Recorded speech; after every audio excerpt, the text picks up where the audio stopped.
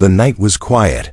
The wind moved softly through the trees, and the stars shone bright in the dark sky. Aaron sat alone on the wooden steps of his small cabin, holding a hot cup of coffee. The forest around him was peaceful, far from the noise of the city. He liked it this way. No people, no questions. Just silence. But that night, something strange happened. Aaron looked up as a sudden flash of light cut through the sky. A glowing object moved too fast to be a plane or a shooting star. It was on fire, leaving a trail of smoke behind it. Then boom. The ground shook. The object crashed deep into the forest, not far from Aaron's cabin. Birds flew out of the trees, screeching. A strange low hum filled the air. Aaron stood up quickly. His heart beat faster. What the hell was that? He whispered to himself. He grabbed his flashlight and ran into the trees. The forest was dark and quiet again, but the air felt wrong, like it was charged with energy. After 10 minutes of running, Aaron saw a bright blue glow through the trees. He slowed down, walked carefully toward it, and found something he never expected. A large metal object, half buried in the ground, was smoking. It looked like a pod, about the size of a small car. Strange symbols glowed on its surface. It was cracked open from the side. Inside, something moved. Aaron stepped closer. He pointed his flashlight inside the pod. And he saw her, a woman. But not a human.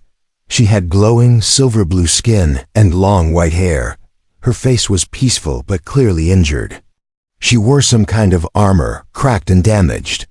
Her body was bleeding, though the blood was glowing faintly. Aaron froze. His mind screamed, "Run! Get out! This is not your problem." But something inside him said, "Help her. She's dying." He reached out carefully and touched her shoulder. Her skin was warm too. Warm. Her eyes opened slowly. She looked at him. Her eyes were a deep violet, shining like stars. She whispered in broken English, "Please, don't let them take me." Aaron bent down. "Who are you? What happened?" But she couldn't answer. Her eyes rolled back and she passed out. Suddenly, a loud beep came from the pod. A small screen on the side blinked red. A robotic voice said, "Location detected. Hunter units deployed." Aaron looked around in panic. He had no idea what was coming, but it didn't sound friendly. He didn't think. He just acted. He gently lifted the alien woman into his arms. She was heavier than she looked. Her armor was cold and hard. The forest lit up behind him with a red beam. Something was flying through the trees. It was fast. He ran. Branches scratched his face. The woman groaned in his arms, but he didn't stop. He reached the cabin and quickly closed the door. He laid her gently on the couch and pulled the curtains shut. His heart was racing. Outside, he heard a mechanical sound like drones. A cold, robotic voice called out, "Surrender the subject. You have 10 seconds." Aaron looked at the alien woman. She was unconscious again. She looked peaceful, like someone who had suffered for a long time and finally found rest. He didn't know who she was. He didn't know why they wanted her, but he knew one thing. He wasn't going to let her die. Not tonight. He grabbed his shotgun from under the bed. His hands were shaking, but his eyes were steady. Outside, the voice repeated, 10, 9, 8. Aaron looked at the woman again. "Whatever you are," he whispered, "you're safe with me." The screen outside his cabin flickered with red light. Strange machines moved through the trees. He stood near the window, ready. The countdown continued. 7, 6, then blackout. The power cut out. The house went dark. The cabin was cold and silent. No lights. No power. No signal. Aaron stood still near the window, holding his shotgun tight. Outside, red lights moved through the trees like eyes searching in the dark. Inside, the alien woman lay unconscious on the couch, her glowing skin now dim. She was breathing, but slow, shallow. Her body twitched as if fighting something inside. Aaron's mind raced. Who is she? What did I bring into my home? He walked to the window again and carefully peeked out. The forest was crawling with machines. Small. Black drones with flashing red lights. They hovered, scanned, and moved like hunters sniffing the air. He pulled back from the window. Think, Aaron. Think, he whispered to himself. Then, she spoke, a soft, broken voice behind him. They will find me. Aaron turned fast. She was awake now, half sitting up, eyes glowing faintly. Her face was pale in pain. They? Who are they? Aaron asked. She coughed, then forced the words out. Hunters, not human. I escaped. They want code in me. Code? She nodded weakly. I carry something. I don't know what, but they kill for it. Aaron stared at her. This wasn't a dream. This wasn't a movie. This was real. Too real. Flashback 12 hours ago. Aaron had ignored the news. An object fell from the sky last night. Officials say it was space junk. He had laughed at the idea. Space junk doesn't shake the ground like that, he had said to himself. Now, he understood that junk was her, and she was running from something far worse than a government. Present. Back in the sea beyond, she struggled to stand, but fell. Aaron rushed and caught her. You need rest, he said. No, if I stay, you die. You think I care? He was dying. I couldn't just leave you there. She looked at him, confused.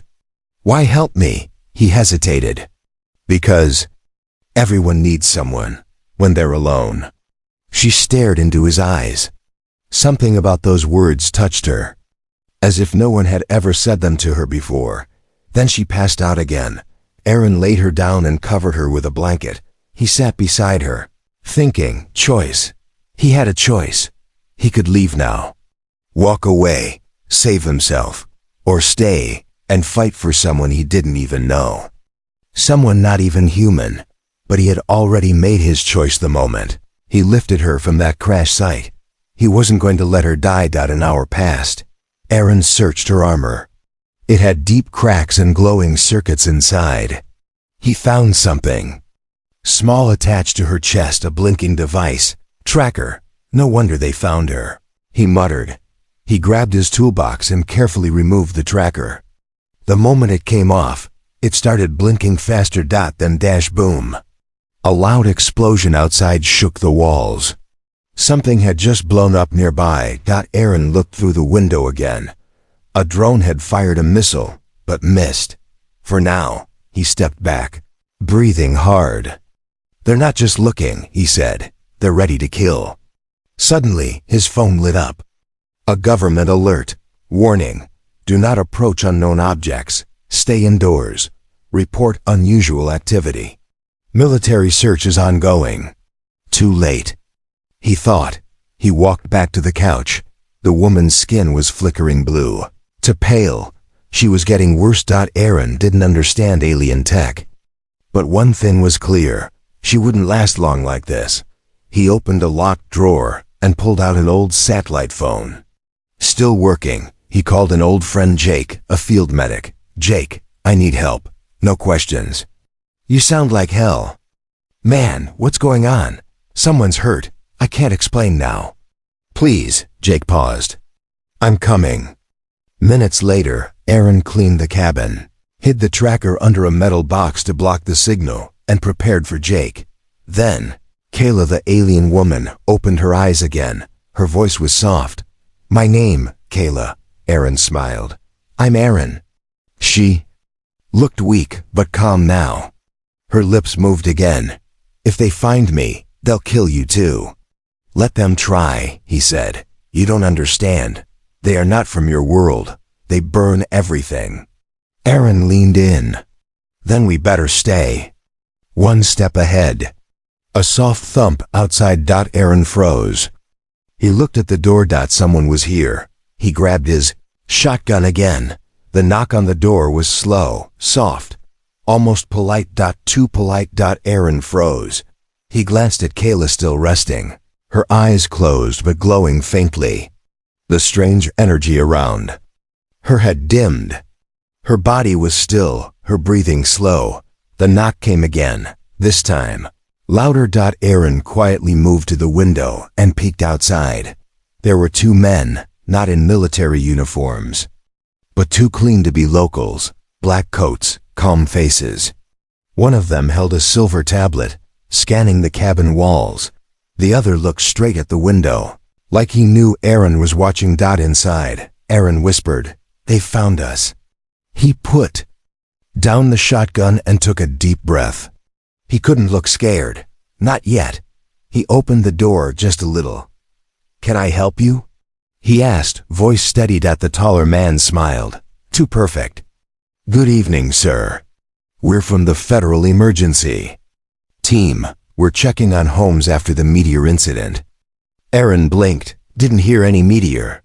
The man's smile didn't move.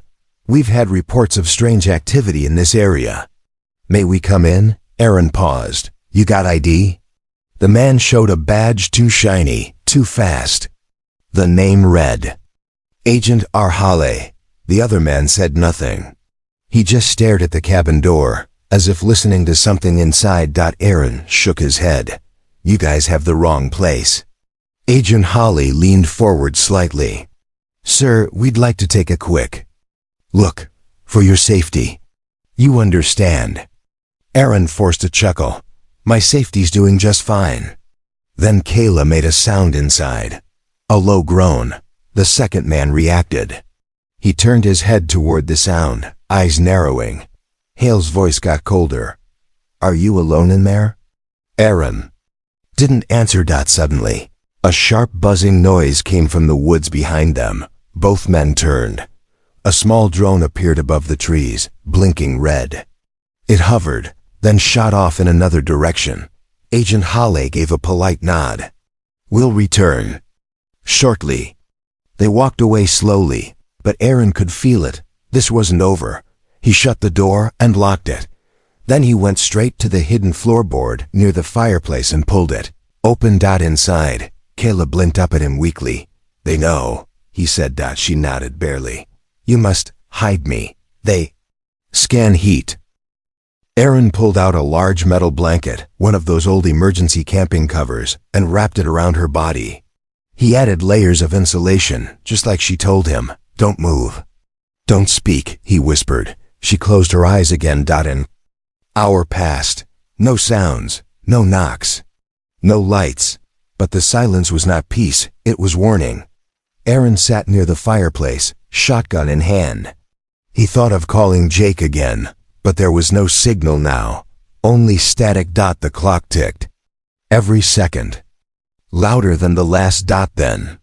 Footsteps. Many. Crunching leaves. Slow. Careful. Aaron moved to the window again. He saw them. Soldiers. Not American. Not from any place he'd seen before. Tall figures in dark armor, with red visors and no markings. Their guns didn't look like guns, more like sharp, humming metal rods. They walked like wolves, silent, scanning, alert. And right in the middle, Agent Hale. But this time he wasn't smiling.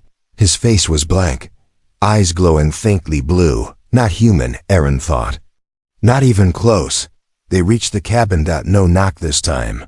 A voice echoed, not from a speaker but in Aaron's mind. "Return." The subject, "This is not your war." Aaron held the shotgun tighter. "Guess it is now," he whispered. He ran to the fireplace, opened the floorboard, and whispered to Kayla, "They're here. We need to move." Kayla barely spoke. Too late. Then she opened her hand. Inside it, a small silver disc pulsed with light. Aaron blinked. "What is that?" She looked at him. "Hope."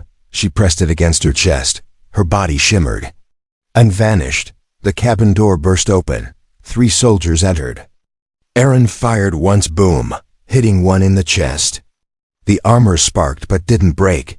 They moved fast. Too fast. Aaron ducked behind a shelf.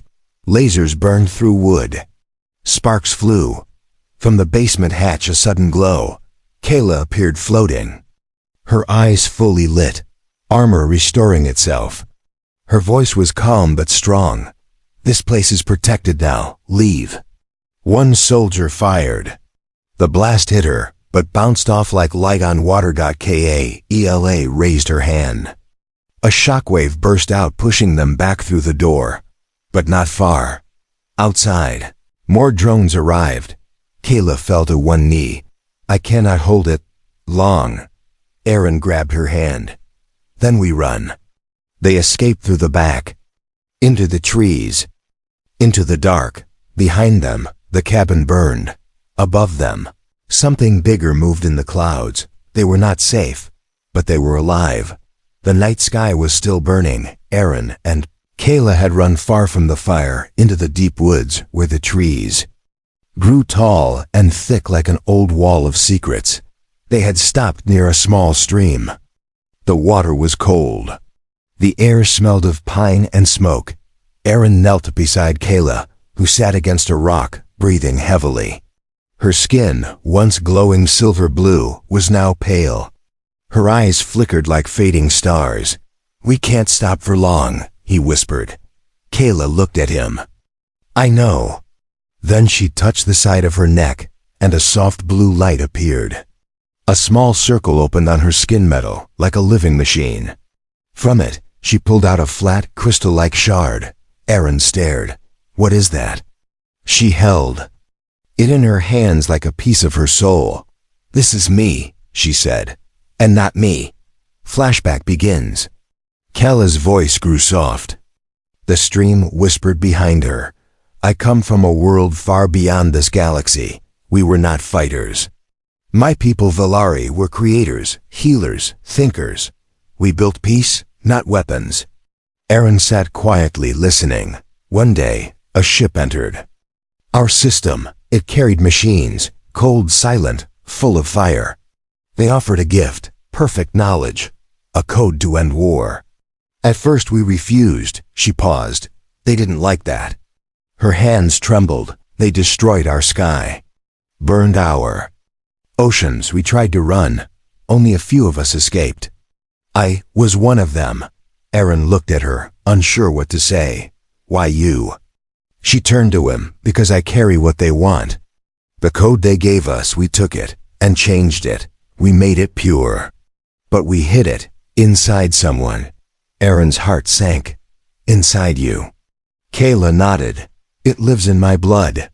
My bones. It speaks to machines. It can heal or destroy." Aaron was silent. Then he asked, "Why didn't they just take it from you?" "They can't, not without breaking me.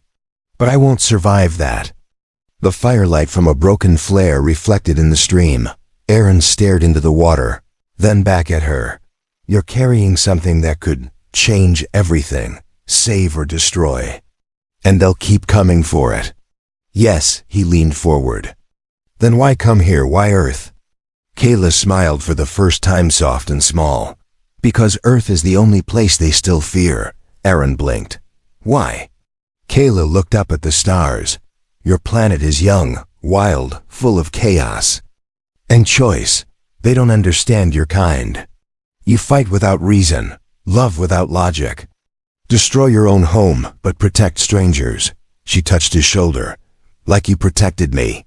A long silence fell between them. Then Kayla said, "They will come again, bigger, smarter, not just for me now, but for this planet." Aaron stood up. "Then we fight." She shook her head. "You can't win a war you don't understand." Aaron stepped closer. "Then teach me." Kayla stared at him for a moment, like she was searching his soul. She pulled a small silver needle from her armor and gently pressed it to his wrist. Soft glow entered his veins. He felt nothing. Then everything.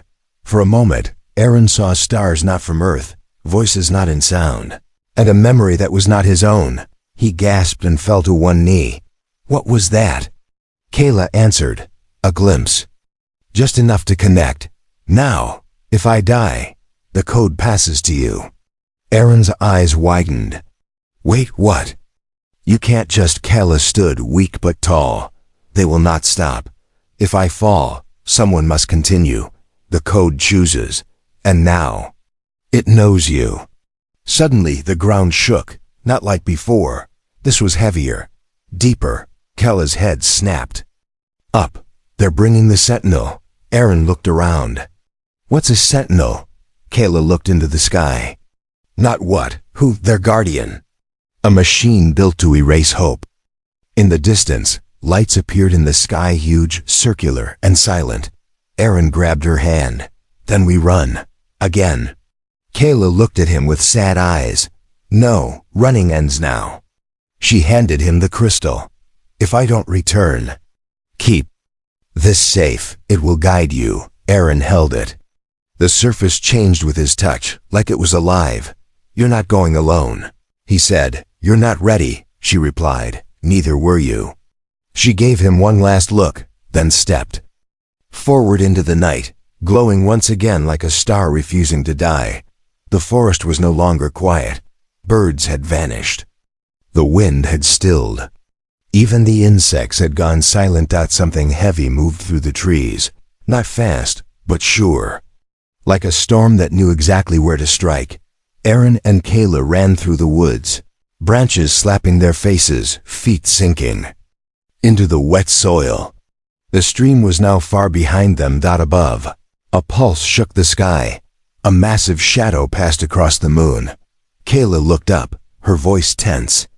The sentinel is here. Aaron didn't look. He didn't want to see it, but he could feel it, in the way the ground throbbed, in the air that buzzed around them. What is it? He asked. A machine, she said.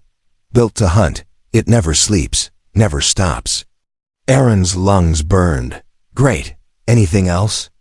Yes, Kayla replied. It learns. They reached an old ranger station. Broken windows, rusted roof, vines crawling up the walls. Aaron kicked the door open. In here. Kayla collapsed on the floor, her strength almost gone. Her glow was fading fast. Aaron grabbed a dusty first aid box. He didn't know if it would help, but doing nothing wasn't an option. Kayla, what do you need? Food? Water? She shook her head weakly. Crystal, the one you gave me? No. Another one. Hidden in my pod. Life crystal. Without it, I will shut down. Aaron froze. That crash site is swarming with those things. I barely got you out alive. Kayla didn't answer. She had passed out again. Outside, trees snapped. Not cut. Ripped. Aaron ran to the broken window and looked out. And finally saw it. The sentinel. It walked like a god made of steel.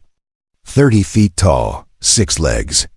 A core that glowed deep red, pulsing like a heart. Its face was smooth, with no eyes.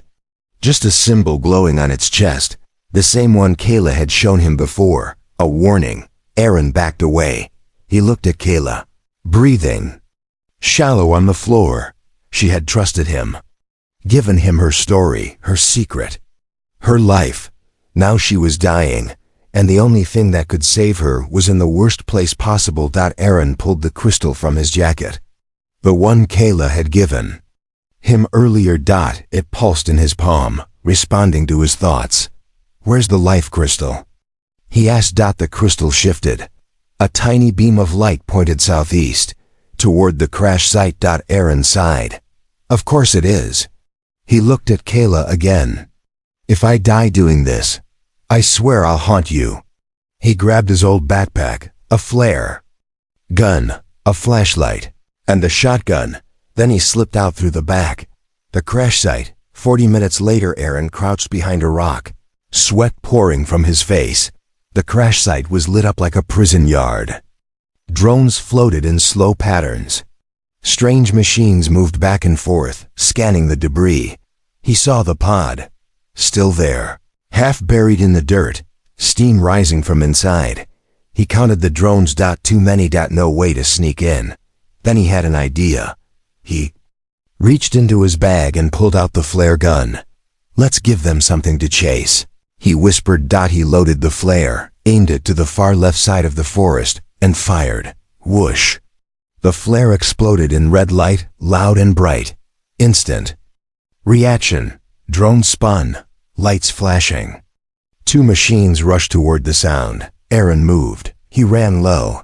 Silent, fast, straight to the pod. He ripped open the side panel. Inside were pieces of alien tech. And there, glowing faintly, the life crystal. Smaller than he expected. He grabbed it. Then, a sound behind him. Click. He turned slowly. A black armored soldier stood there, visor glowing. Not human, returned the asset. It said. Aaron didn't answer. He just raised the shotgun. And fired. He didn't wait to check if it worked. He ran. Drones lit up behind him. Red beams shot past his head. Trees exploded into fire. Aaron jumped into a ditch and rolled down, dirt in his mouth, pain in his shoulder. He didn't stop. Back at the ranger station, Kayla was barely breathing now. The symbol on her chest had gone dark. Aaron burst through the door, cut and bloody, holding the glowing crystal. "Hey!" he yelled. "You don't get to die now. I just stole this for you." He knelt and pressed the crystal to her chest. Nothing. Then a spark, then light. Kella's body glowed again. Her eyes snapped open. She gasped. "Where?" "She." Aaron said, "You owe me a serious thank you later." Outside, a deep hum filled the air. Kayla sat up slowly. "The Sentinel."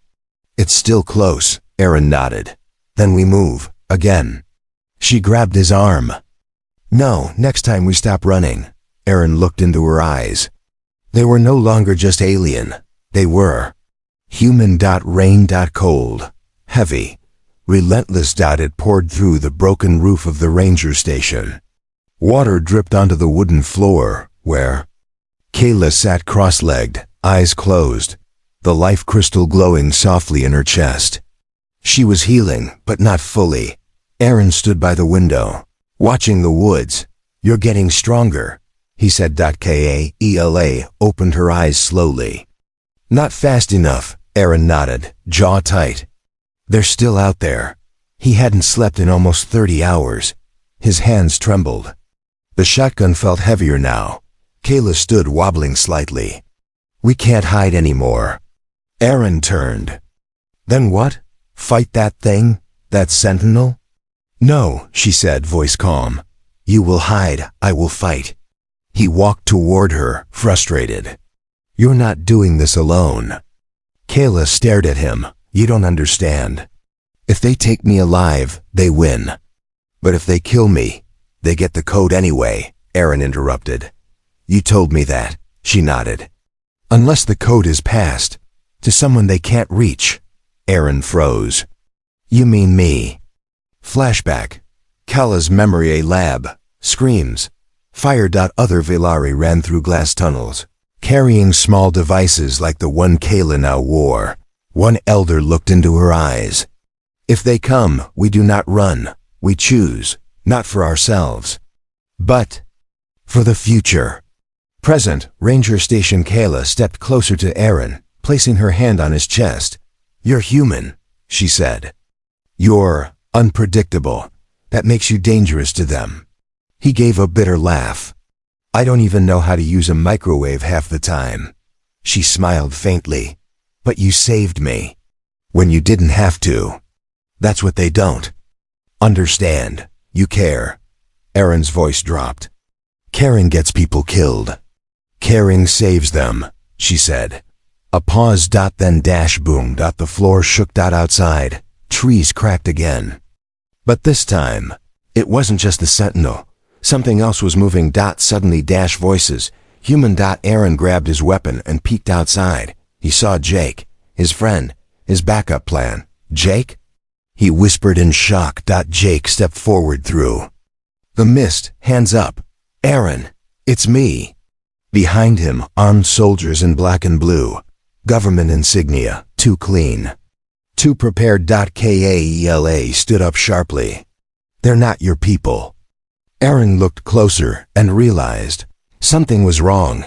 Jake's eyes were glowing faint blue. The betrayal hit hard. Aaron stepped outside, shotgun raised. "Jake, what did you do?" Jake's voice was calm, empty. They offered me a deal. I helped them find her. They let us live. Aaron's voice cracked. You sold her out after what we've seen? She's not one of us, Aaron, Jake replied coldly. She's a threat. They said she trusted me, Aaron growled. And I trusted you. Kayla stepped outside, her glow now brighter. Her voice rang out clear. You want the code? Come take it. A figure moved forward from the trees. The sentinel dot stopped just meters away. Rain hit its armor and sizzled off. Its chest opened slightly, revealing a black, humming core. Kayla looked at Aaron. This is my choice. No, Aaron said. It's our fight now. She pressed the crystal into his hand. No, yours. If I fall, run. Then she stepped forward alone. The sentinel fired first. A beam of red light cut the earth beside her. But she moved faster than before. She raised both hands. A shockwave erupted. Drones crashed. Soldiers screamed. Aaron watched in awe. But then Jake fired. A bullet hit Kayla in the side. She fell to her knees. No! Aaron shouted. He rushed forward, firing back, rage in his veins. 2 soldiers dropped. Jake ran. Aaron dropped beside Kayla. Blood, glowing silver, poured from her side. I'm sorry, she whispered. No, stay with me. She smiled weakly. You're ready. Then she touched his chest. The code passed. Aaron's mind exploded with light. Visions, maps, equations, memories. Not his own. Planets, stars. War. Then silence. Kayla's body dimmed. And the sentinel stopped moving, like it was waiting. Aaron stood, face wet with rain and tears. He held the crystal tight and stepped forward. I have it now, he said. So come and get it. The rain had stopped, but the sky still burned. Ash floated through the air like snow, falling slowly over the ruined forest. Trees were broken. The ranger station was gone. Silence stretched for miles. A heavy silence, like the world was holding its breath. Aaron stood alone in the center of the clearing, soaked in sweat, dirt, and blood. Kayla's body lay still behind him. His hands shook as he held the glowing crystal, now brighter than ever. It pulsed with a rhythm that matched his heartbeat. He wasn't just human anymore. He felt it. Memories that weren't his flickered through his mind. 100 languages. Star maps, weapons he didn't understand. Visions of machines that had. And of galaxies. And somewhere, buried in all of it, her voice. You must choose. Not just to survive, but to mean something. The sentinel stood across from him. Silent, watching, like it was waiting for his decision. Aaron clenched his fists. You want this? Then let's end it. The crystal in his hand responded, glowing brighter, spreading up his arm in threads of light. Suddenly movement. Behind the sentinel, more drones appeared. And then, a ship. It broke through the clouds, massive and dark. It hovered above the forest, casting a shadow like a second night. A voice echoed from the sky, smooth and inhuman. Subject 03 is dead. Code has transferred. New vessel identified. Begin extraction. Aaron's eyes narrowed. You mean me? The ground cracked beneath him. And then, he ran. Straight toward the sentinel. The machine fired a blast of red energy. But this time, Aaron raised his hand. The beam hit him and stopped, suspended in midair, like frozen lightning. He stared at it. Okay, that's new. He pushed forward. The beam shattered like glass. The sentinel charged. Aaron ducked, slid beneath its legs, and touched the ground, sending a shockwave through the soil. The machine stumbled. He didn't understand how, he just knew it. The code was alive inside him. And it trusted him. He looked up at the ship. You said I was a vessel? Then watch what I carry. He closed his eyes. The crystal burned hot. A bright column of light shot into the sky, brighter than the sun, cutting through clouds. For a moment, the ship stopped. Then, the voice again. Unknown command. Unauthorized signal. Emergency recall, but it was too late. All across the sky, portals began to open. Not black holes, not weapons, messages. Kella's voice echoed from them, not as a scream but as a signal. To any Villari left. The code. Lives, Earth is not lost. It chose a human. The ship above began to retreat. The Sentinel stepped back. Aaron stepped forward. You came to erase us, he said. But you forgot something. The crystal pulsed harder. You forgot we don't give up. We don't always win, but we don't stop.